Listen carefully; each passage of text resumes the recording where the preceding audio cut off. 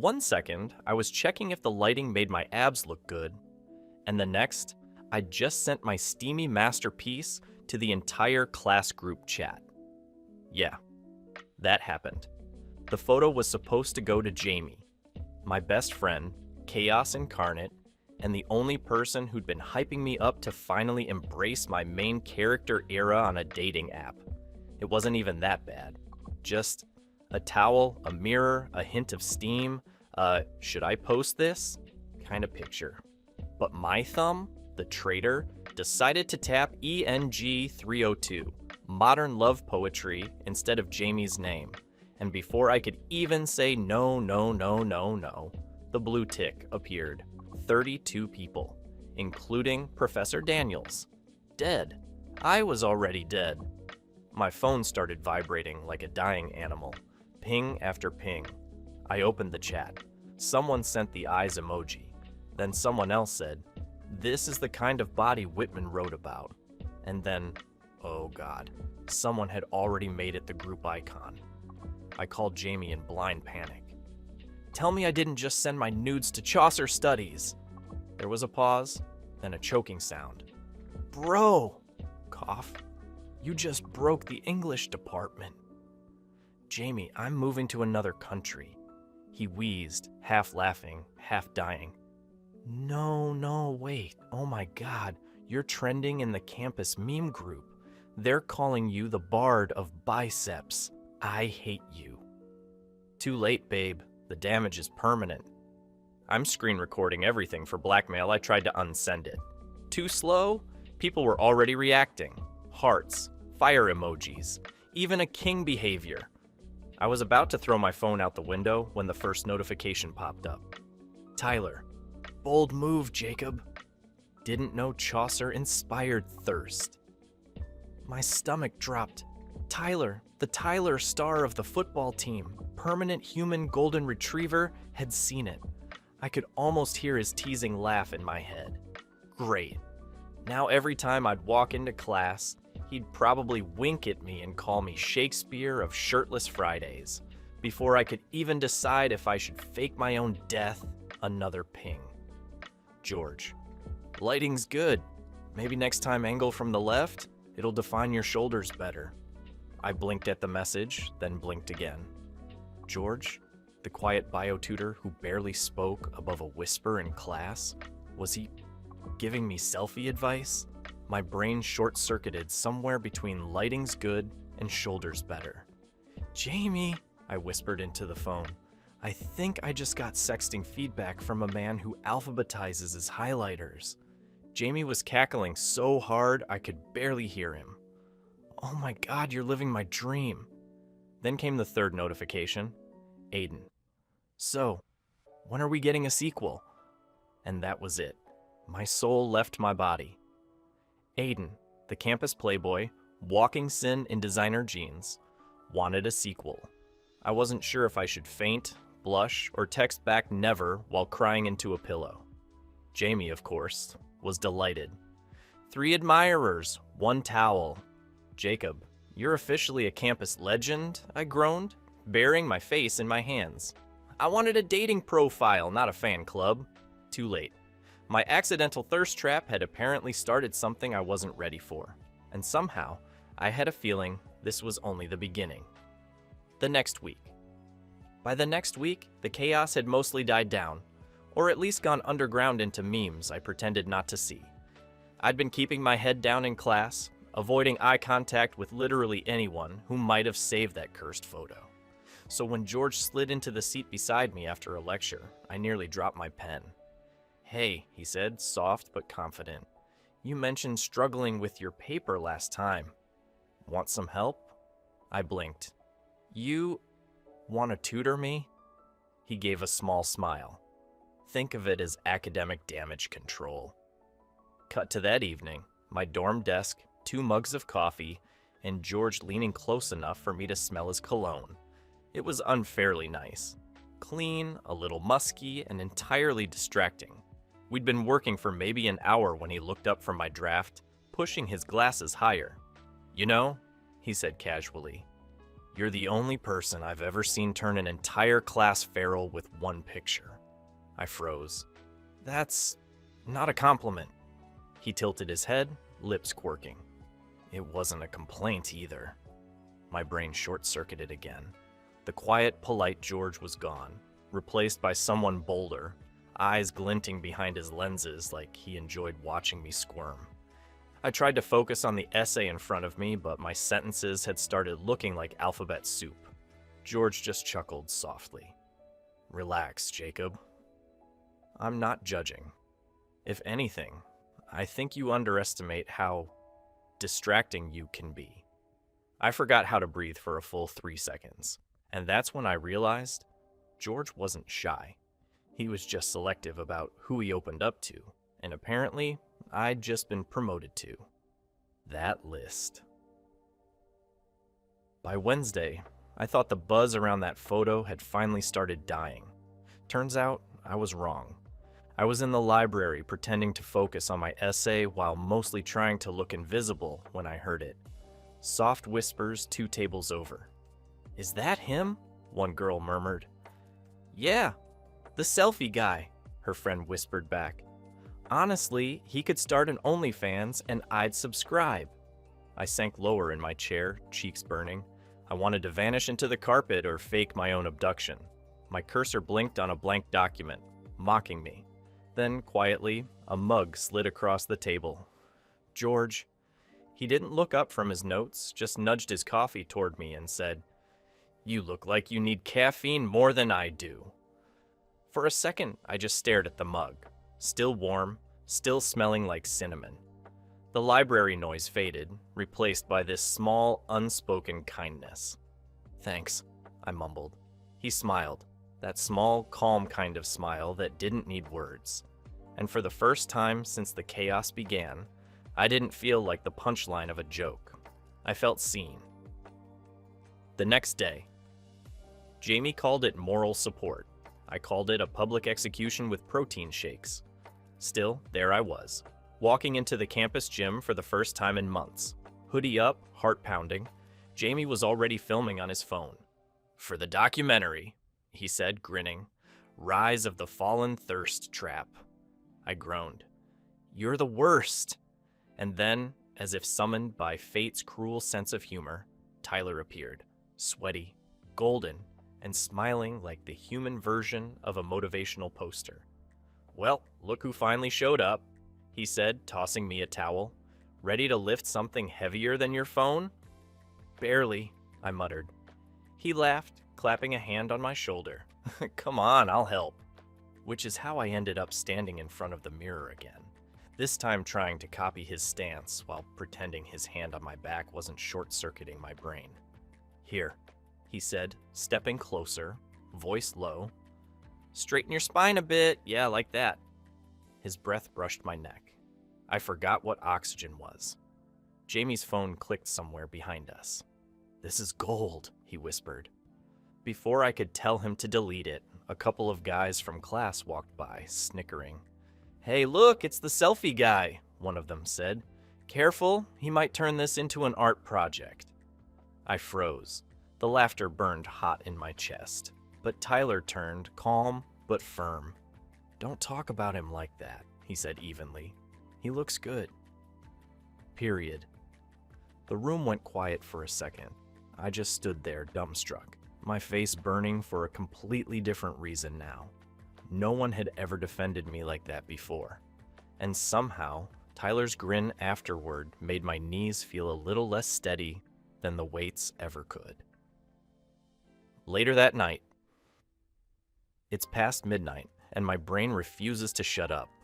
Every time I close my eyes, I see the whispers, the stares, the stupid meme edits burned behind my eyelids. My phone buzzes. Tyler. Hey, don't let the idiots get to you. You crushed it today. For a second, I just stare. I shouldn't care this much. It's a text, not a confession. But coming from Tyler, it feels like warmth sneaking through the cracks. I type, thanks. Delete. Haha. Delete. You too. Delete. Finally, I settle on the safest option. Appreciate it. It's short. Neutral. Emotionally bulletproof. The three dots appear, disappear, then come back again before he finally sends a single arm flex emoji. That's it. A stupid flex emoji.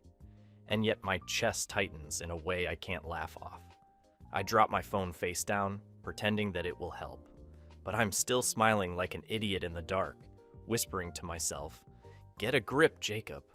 Because somewhere between appreciate it and that emoji, something small and dangerous has started.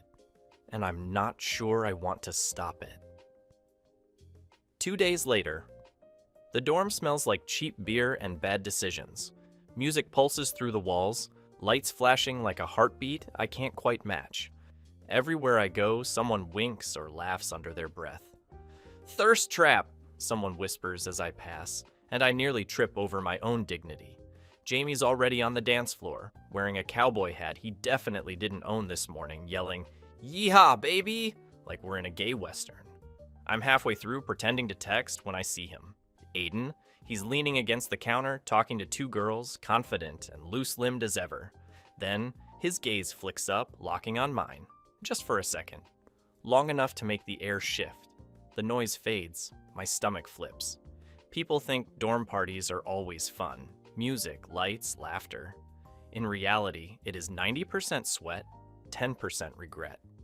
Jamie, of course, was thriving. "Go mingle," he said, pushing a drink into my hand. And maybe try not to look like a baby deer caught in social headlights. I rolled my eyes. Ha ha ha, very funny. Next thing I knew, he was shoving me toward the pantry to grab more cups. The door clicked behind me, locked. I turned and nearly dropped the stack of red cups. Aiden, leaning against the shelves, drink in hand, grin already in place. "Of course," I muttered. "You'd be here," he smirked. "You think I planned this?" "Yes, or worse." Jamie did, Aiden chuckled. "Smart guy, that Jamie. Knows good chemistry when he sees it." My heart did a weird somersault. "You think this is funny?" He tilted his head, eyes glinting. "A little. But mostly, I think it's hot that you don't take my crap." My throat went dry. He stepped closer, slow, confident, deliberate. The pantry suddenly felt way too small. I could see the gold in his eyes under the dim bulb, smell the faint cologne on his skin. "Are you?" The door burst open. Jamie's voice cut through the tension. "Oh, thank God the pantry didn't eat you too." Yet Aiden groaned. I wanted the floor to swallow me whole. But later, when the lights dimmed and someone put on a slow song, Aiden found me again. No teasing this time, just a quiet smile and a hand extended. When I took it, the air shifted, warm, electric, almost gentle. And as we moved together under the colored lights, I realized something terrifying and thrilling. For the first time since that photo, I wasn't embarrassed anymore. A few days later, if someone had told me 2 weeks ago that a single mirror selfie would turn my love life into a romantic group project, I would have laughed. But here I was, caught between three very different kinds of chaos, and somehow kind of liking it. With George, it was easy. We'd meet in the library, half the time pretending to study, half the time talking about things that didn't fit into essays, like fear, loneliness, and why people fall for the wrong person first. He'd crack these quiet little jokes that made me laugh louder than I meant to, then look at me with that unreadable softness, like I was something delicate he didn't want to disturb. Once, when I told him I never knew how to end a poem, he said, "Maybe some things aren't meant to end." And the way he looked at me after that made my pulse stumble. Tyler was a completely different storm. We ran into each other at the gym again, then at a smoothie place, then somehow he started walking me back to my dorm every evening. He was all easy smiles and stupid jokes, but every now and then, something slipped through, a flash of protectiveness that made my chest tighten. Like when someone made a joke about the selfie guy in passing, and Tyler just said, "Grow up," without even looking at them. I didn't think anyone noticed. but he gave me a tiny shrug after, like it was nothing. It wasn't anything to me. And then there was Aiden, the one who was supposed to be untouchable, unbothered. Except when it was just us, no crowd, no teasing. He was real. He'd open up in little bursts, about pressure, about pretending to be someone people expected. Sometimes he'd joke, sometimes he'd just sit close enough that I could feel the heat of him. The spark between us was impossible to ignore. And maybe that was what scared me most, how easy it felt to get lost in it. Days blurred together in a messy, dizzy montage, George's quiet smiles, Tyler's laughter, Aiden's fingertips brushing mine when no one was looking. It should have been a dream. Instead, it turned into gossip fuel. By the end of the week, the whispers had started, that I was playing them, that I liked the attention, that I was the English department's love triangle come to life. I tried to ignore it, until the study group. All three of them showed up. George sat beside me first, all polite smiles. Tyler dropped into the seat across, grin tight. Aiden leaned back in his chair, arms crossed, looking like he was waiting for a show. It didn't take long. Tyler's voice came first, light but sharp. "So, Jacob, how's the poetry tutoring going? Still keeping you busy?" George didn't even look up. "Some of us actually read the material before making jokes about it." Aiden smirked. "I don't know, George. Some of us actually get Jacob without needing footnotes." The air snapped tight. I felt every eye on me, waiting. Something in me just cracked. "I didn't ask any of you to like me," I blurted, louder than I meant to. "I didn't even ask for this stupid attention." The room went quiet. George blinked, hurt flickering behind his calm. Tyler looked away, jaw tight. Aiden's smirk finally fell. I shoved my notes into my bag and stood. "Congrats," I muttered. "You all got what you wanted." Drama? And before any of them could speak, I walked out, heart pounding, vision blurring, wondering how.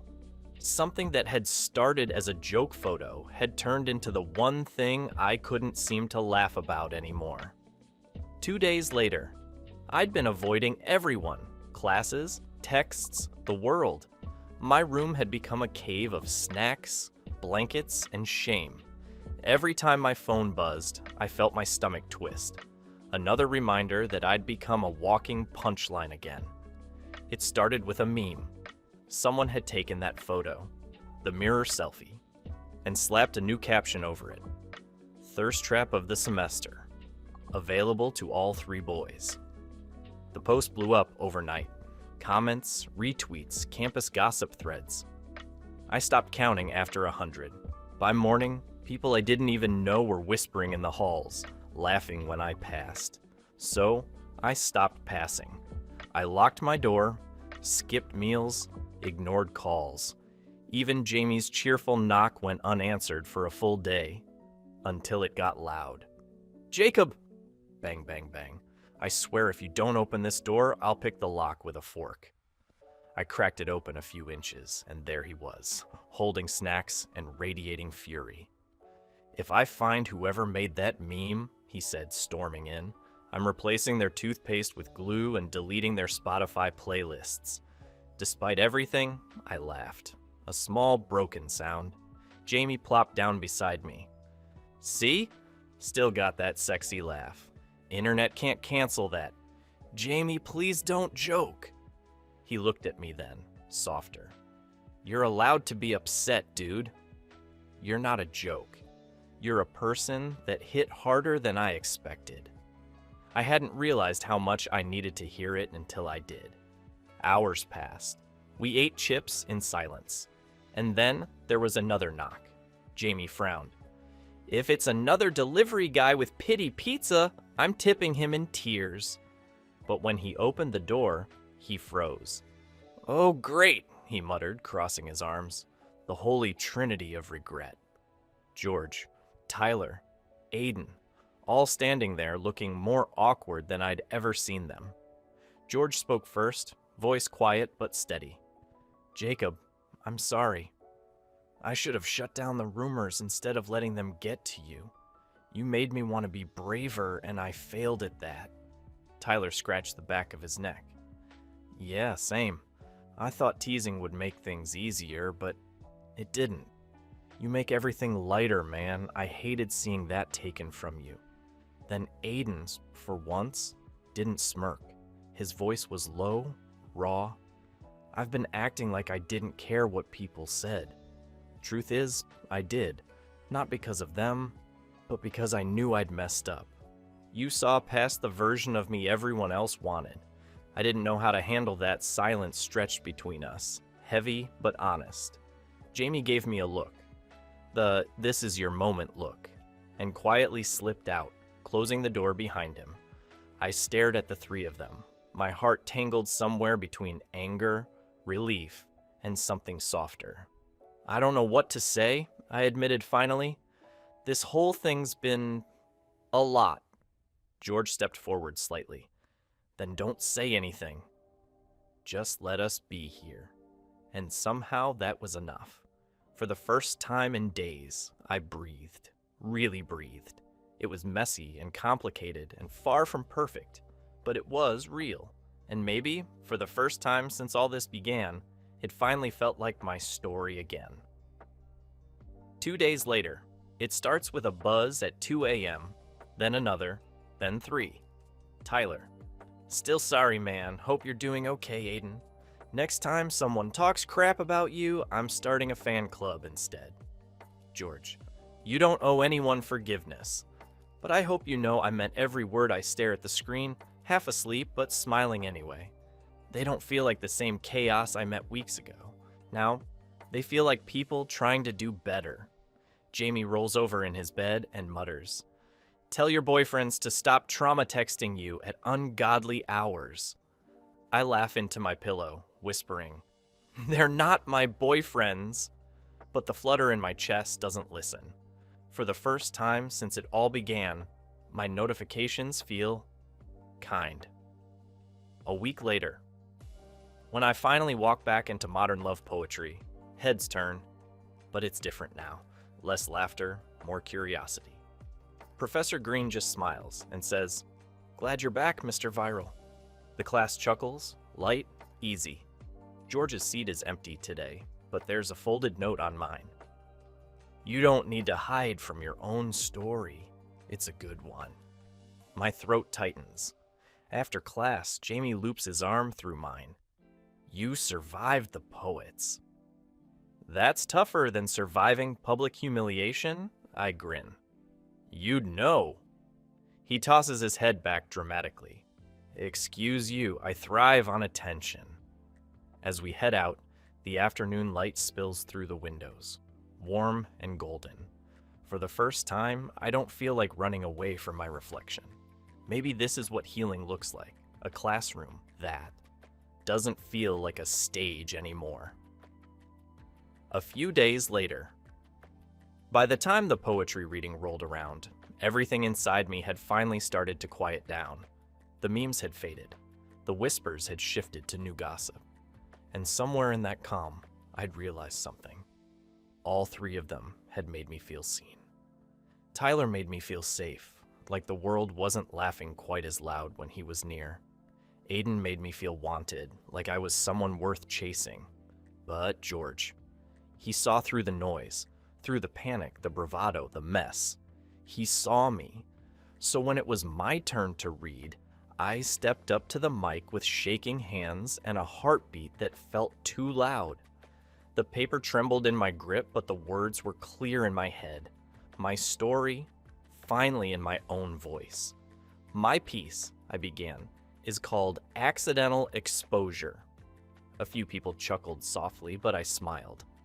It's not about what you think. I read about fear, about hiding behind filters and walls, about how it feels when your most vulnerable self slips out for everyone to see, about the strange kind of freedom in that exposure, and the miracle of someone still choosing to stay. My throat tightened as the last line came out. Maybe the real exposure wasn't the photo, but the moment I realized I could be seen and still loved anyway. The room was silent for a breath, then applause. Warm, loud, kind. Jamie, front row, was already recording, eyes suspiciously glassy. He leaned toward the person next to him and whispered, just loud enough for me to hear. Finally. My gay soap opera has a happy ending. I laughed through a sniffle. When the event ended, I slipped outside for air. The evening was soft, the sky blushing with sunset colors. And then, footsteps. George stood there, hands in pockets, eyes shining like he'd memorized every word I'd read. You turned a mistake into a masterpiece, he said quietly. I smiled, tears threatening again. Guess I just needed the right muse. He stepped closer, his hand finding mine, and everything that had been tangled between us finally felt simple. We kissed. Slow, steady, a promise wrapped in relief. When we pulled apart, laughter echoed from the doorway. Tyler and Aiden stood there, leaning against the wall like a pair of smug older brothers. Aiden smirked. Well, at least he didn't ghost us. Tyler grinned. Yeah, man. We lost, but we lost to a good one.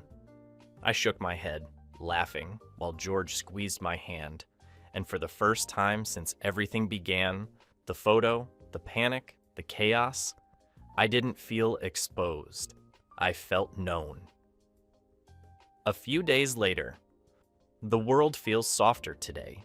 The grass behind the poetry building is still damp from last night's rain, and Jamie and I are sprawled across it with cartons of greasy noodles balanced on our stomachs. He slurps a bite, glances at me, and says, So, what's next, viral boy? I roll my eyes. Maybe something low-key, like staying off the internet forever. He gasps dramatically. Tragic. You'd be depriving humanity of quality jawline content. I throw a noodle at him. He dodges, grinning, and for the first time in weeks, I actually laugh. Really laugh. The kind that makes your chest ache in a good way. Maybe I'll post again, I say, quieter this time, staring at the clouds. But for me, this time, Jamie leans back on his elbows, smirking. That's the spirit, superstar. I rest my head on his shoulder, watching the sky stretch wide above us. No chaos, no screenshots, just sunlight, noodles, and someone who stayed. For the first time, I don't feel like a punchline. I feel like myself. A week later, I did something I hadn't done since that photo. I opened the camera app. No steam, no towel, no panic. Just me in a soft sweater standing by my window, sunlight brushing my face. I smiled, small, real, a little shaky, and hit upload. Caption, not an accident this time. Within minutes, the comments exploded. Jamie was first, obviously. Proud of you, you viral disaster. Then Tyler, still Team Jim selfie, Aiden. Missed opportunity, just saying. And finally, George just dropped a single heart. I stared at it for a long moment, feeling the quiet warmth of it spread through me. The old me would have overthought every reaction, every emoji, every laugh. But now all I felt was peace, because this time I wasn't hiding behind a joke or flinching from one. This time, the post wasn't about what they saw. It was about what I chose to show. Jamie texted me 5 minutes later. You're trending again. I smiled, typing back, yeah. But this time, I don't mind. As the notifications kept pouring in, I closed the app, leaned back against the window, and exhaled. Maybe vulnerability wasn't something to run from after all. Maybe it was just another kind of light, the kind that, once you stop fearing it, lets you finally see yourself clearly. The end. Have you ever gone viral? What's your story? Thanks for watching. Subscribe to become part of our Rainbow Force, and consider joining our membership for early access and exclusive content. Stay wholesome.